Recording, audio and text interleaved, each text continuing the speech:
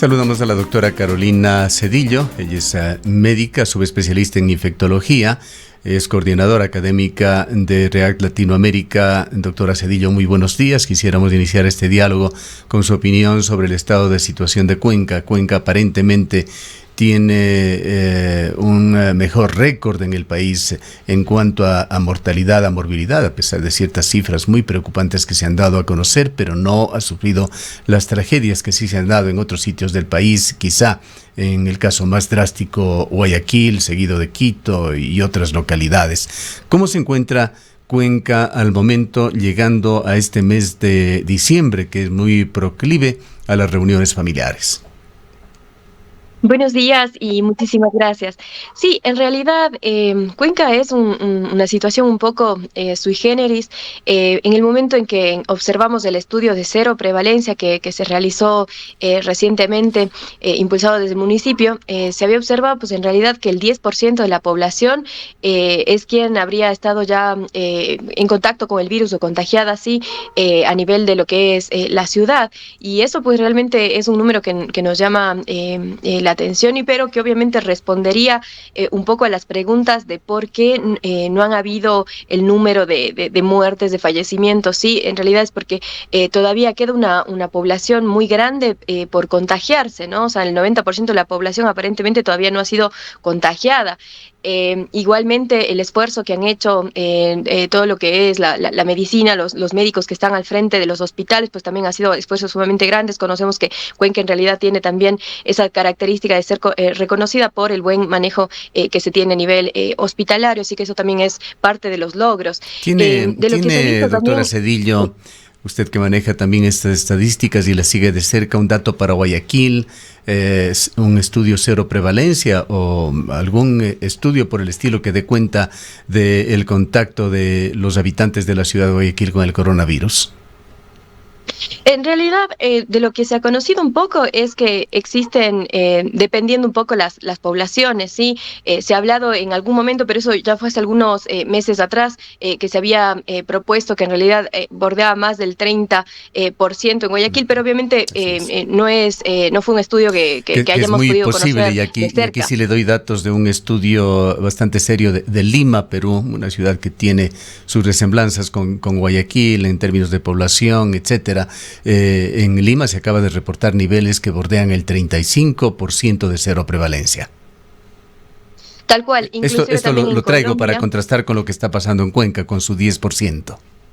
Tal cual. En Colombia, una de las ciudades que fue estudiada, me parece que fue Bogotá, que inclusive ellos llegaron a determinar el 50% de población contagiada. Es una situación sumamente grande, ¿no? Entonces, eh, un poco es la diferencia que ha pasado con Cuenca y lo que un poco se analiza es que más allá de las cosas que pueden hacerse mejor y que sabemos que pueden mejorar a nivel de control sanitario, sabemos que Cuenca ha tenido una buena adherencia al uso de mascarillas. Igual vemos personas en las calles que no adhieren y que hacen pues también algunas otras cosas, pero es una gran mayoría. Se ha llegado a determinar que fue cerca del 92% la población que utiliza la mascarilla, y eso impacta obviamente para que no se diseminen de esa forma tan drástica y tan brusca los contagios. Igualmente la Ahora, parte de hay distanciamiento. informaciones que resultan un poco contradictorias o quizá que deben ser debidamente interpretadas. Las estadísticas, si hablamos de un porcentaje, lo primero que hay que preguntar es porcentaje sobre qué, porque puede ser muy confuso.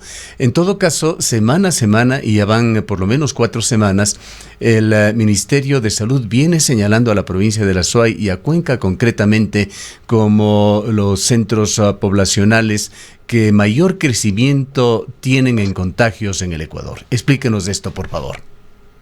Tal cual, un poco depende también inclusive de cuántas pruebas estamos haciendo, o sea, porque si se empiezan a medir los porcentajes, antes teníamos porcentaje de positividad, qué sé yo, de un 40%, y ahora tenemos un porcentaje de un 50-60% que vienen siendo positivos. Un poco depende también cuántas pruebas hacemos. Entonces, a veces desde afuera nos resulta un poco difícil interpretar cuando no conocemos totalmente todos los datos. Sabemos y hay esta alerta de que vienen incrementándose los contagios, pero a la vez miramos y conocemos nuestros colegas de todo lo que es atención hospitalaria han corroborado que realmente sí han disminuido los casos hospitalarios. Sin embargo, eso no quiere decir que no estén dándose los contagios y tampoco quiere decir que Cuenca viene haciendo todo perfecto y sigamos así, porque por supuesto que podemos tener, después de este 10% que ha sido calculado de ya exposición previa, una ola realmente importante que pueda hacer que ahora sí colapsemos. Así que no es una situación de decir Cuenca lo está haciendo muy bien y sigámoslo haciendo así, no, porque podemos hacerlo mucho mejor y parecería ser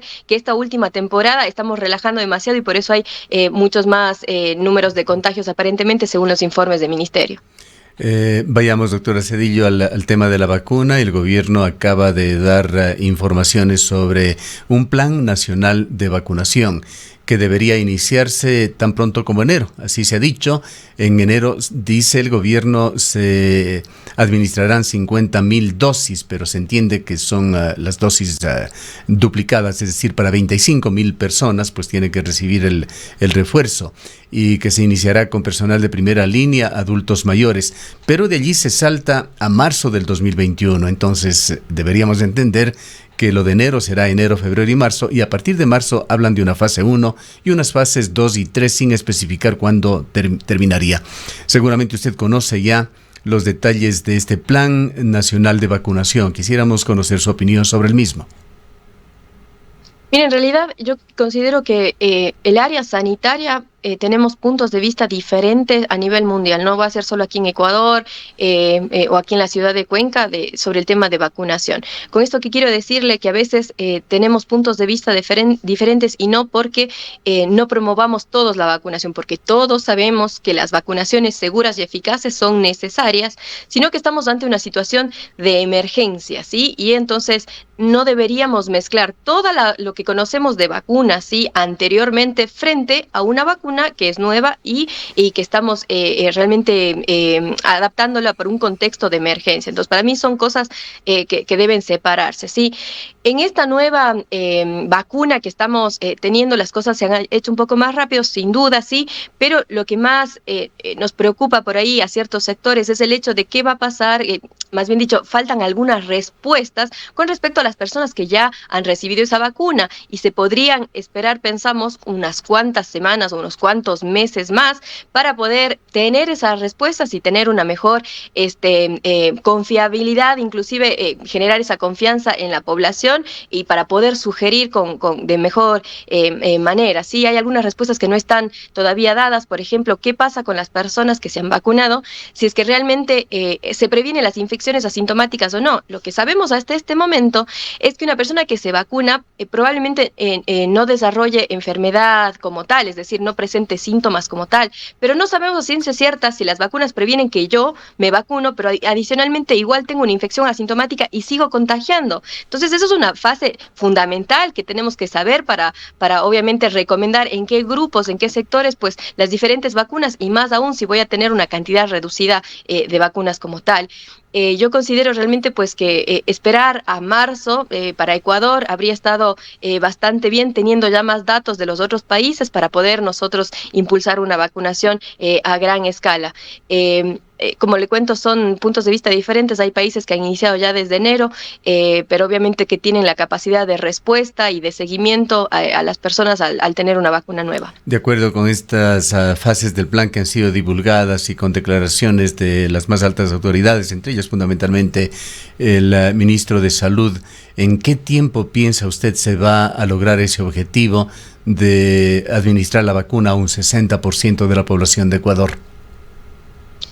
Es un poco difícil de predecir porque adicionalmente tenemos otro problema. Es el hecho de que realmente se están acaparando en pocos, más bien dicho, países de primer mundo la mayoría de las vacunas, y es conocido de que para muchos países que nos encontramos en vías de desarrollo probablemente no tengamos fácilmente acceso a las diferentes plataformas y vacunas que existen.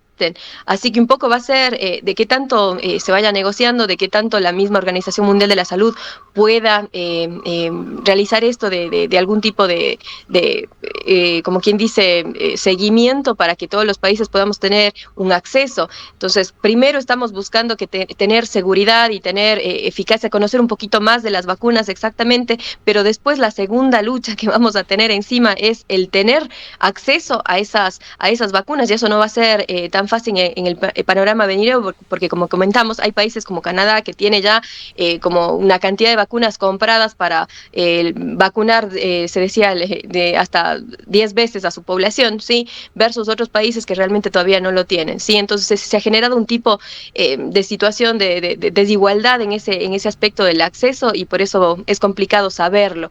Sin duda va a ser largo, y dentro del 2021 no va a ser, más bien dicho, todo el 2021 seguramente el proceso, si es que conseguimos una cantidad adecuada de vacunas. ¿Cuál cree usted que va a ser el cuello de botella para Ecuador? ¿Va a ser la capacidad financiera del país? ¿Va a ser los compromisos previos que muchos países han hecho y Ecuador también dice que ha hecho? ¿Va a ser la capacidad de producción quizá de las empresas farmacéuticas? ¿Va a ser la cadena de frío inexistente al momento en Ecuador? ¿Qué es lo que cree usted va a ser el factor que imponga el ritmo de avance en la vacunación? Sí, en una primera instancia, cuando nos hablan de la vacunación que se realizará entre enero y marzo, conocemos que es con la vacuna de Pfizer, y pues es una vacuna que requiere pues realmente esta cadena de frío para la cual los países de Latinoamérica en general no estábamos preparados. Mantener la cadena de frío de menos 70 grados, pues realmente no es algo que lo tenemos nosotros dentro de nuestros sistemas sanitarios. Puede ser, sin duda, esa una de las principales problemáticas al inicio, y después en realidad va a tener que ver sobre todo con qué tipo de vacunas pues hayamos conseguido, negociado, y sin duda va a ser un problema, no queriendo criticar y decir debieron haber hecho lo mismo que los otros países por ahí, de adquirir antes de saber qué tanto sirven o qué tanto protegen las vacunas diferentes, adquirir ya antes de eso diferentes vacunas, o sea, porque en realidad puede darse el caso de que salgan vacunas mejores, de que tengamos mejores opciones y después no tengamos el dinero para ello, así que esperar no está mal tampoco, ¿sí? Esas son situaciones que en realidad solo con el paso del tiempo nos vamos a dar cuenta por ahí qué estrategias funcionaron mejor, pero sin duda uno de los problemas iniciales va a ser la cadena de frío, eso no queda la más mínima duda.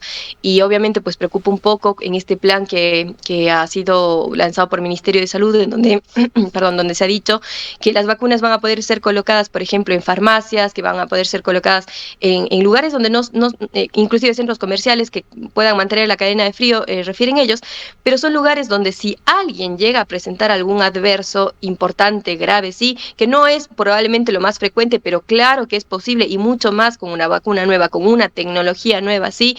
Y no tenga la posibilidad de recibir, pues, realmente la atención inmediata a nivel médico, de recibir diferentes medicamentos que pueden ser necesarios, pues es una situación que nos llama la atención y que esperamos no pase en el país. Como adverso a reacciones que puedan generarse, reacciones alérgicas, por ejemplo, tras la aplicación de la vacuna. Tal cual. Lo que debemos conocer es que en general todo medicamento, y medicamento cuando hablamos de vacunas también hablamos sobre el mismo aspecto, ¿no? Si bien sirven para cosas diferentes, este es para prevenir, pero también sigue siendo dentro de un fármaco, porque es un agente externo a nuestro organismo. Bueno, y todo fármaco, todo medicamento, y al igual que las vacunas, puede tener algún tipo de evento adverso. A veces son algunos que son más leves y que no hay ningún problema mayor, pero hay algunas posibilidades que son menores, pero posibles, de algunos eventos de estos, como realmente una reacción alérgica que necesite una atención inmediata. Una opinión final, más allá de la vacuna, doctora Zedillo, en estos esfuerzos de las autoridades, por una parte, de controlar, en otra, un cierto relajamiento que se ve incluso en la normativa, pero sobre todo en la población sobre la COVID-19. En el ámbito de la educación es conocido que aquí está en marcha un proyecto piloto a nivel nacional que ha incluido a la unidad educativa alemán, pero hay un anuncio reciente del Ministerio de Educación que en coordinación con el COE ha aprobado el retorno progresivo a clases. Esto se aplicaría en unas 200 escuelas fiscales del país y en 12 instituciones de educación superior aquí en la ciudad de Cuenca. Una de las entidades sería la Universidad Católica de Cuenca. Está aclarado ya que es únicamente para prácticas profesionales, pero está también el Instituto Tecnológico Sudamericano, el American College. Hay escuelas también, la Escuela de Educación Básica Soldado Héctor Efraín Pilco, la Escuela de Educación Básica Javier Espinosa, las dos en el Cantón Nabón, y otros establecimientos. ¿Qué opina usted sobre este tema del retorno a las aulas en los establecimientos educativos? Y culminemos también con su opinión sobre esta imposibilidad de los COEs, en este caso el COE cantonal, de imponer restricciones para las festividades de fin de año. Bien, en realidad en el tema educativo uno comprende la razón de que se quiera que muchos niños puedan regresar a las escuelas, y es el hecho de que se vienen dando varias alertas de que hay niños que realmente no están pudiendo sobrellevar este tema del internet, de que no estén recibiendo las clases y teniendo ese seguimiento, pues realmente en muchos de ellos se ha perdido la posibilidad que tenía la escuela de saber cómo están varios de esos niños. Sabemos que hay inclusive lugares, zonas donde pueden haber inclusive maltratos infantiles, y que realmente la escuela es un método para hacer este seguimiento de los niños, ¿no? Esos son alertas también a nivel nacional e internacional, y por eso se entiende que se propenda en ciertos lugares querer reactivar nuevamente a lo que es la educación. Ahora, sería una situación irresponsable de nuestra parte el que por querer que estos niños retoman la escuela, tengan su educación adecuada y retomar este contacto de vigilancia como tal, mandarlos simplemente a contagiarse porque no pueden tener otro tipo de educación o de seguimiento, ¿sí? Entonces lo que necesitamos en este aspecto es, conociendo de que hay esta problemática en varios sectores, si promovemos el retorno a las clases, no podemos dejar de tener una estrategia para que los niños no se contagien dentro de las escuelas y no sean en los lugares que vayan a hacer que toda la pandemia acá en las ciudades o en el Ecuador, sí, nuevamente vuelva a estallarse, ¿sí? Entonces es una cuestión fundamental el decir, si vamos a hacer que los niños regresen paulatinamente a las escuelas, bueno, ¿quiénes van a ser primero, no es cierto? Y después, ¿qué vamos a hacer para que no se contagien? Sabemos que los niños no tienen esa posibilidad como el adulto de que les podemos explicar y decir manténganse un poco más alejados, no estén tan cerca, pónganse bien la mascarilla. Los niños, dependiendo de las edades, principalmente la edad escolar, es muy difícil hacerles cumplir este tipo de normativas. Así que parte de las estrategias pueden ser seguramente testeos regulares en los niños. Hay que ver metodologías para que esos niños probablemente puedan ser testeados y no sean, como decimos, diseminadores después que lleven a sus casas y tengamos un problema más grande de ola de contagios como tal. Eso por el lado de la educación, y por el lado de que en realidad el tema de restricciones de ahora a fin de año, realmente lo que se sabe que se puede hacer a nivel local un poco es evitar las congestiones, o más bien dicho, las reuniones masivas, que eso puede hacer desde la alcaldía, se puede hacer, desde los diferentes COE se pueden hacer, ¿no es cierto?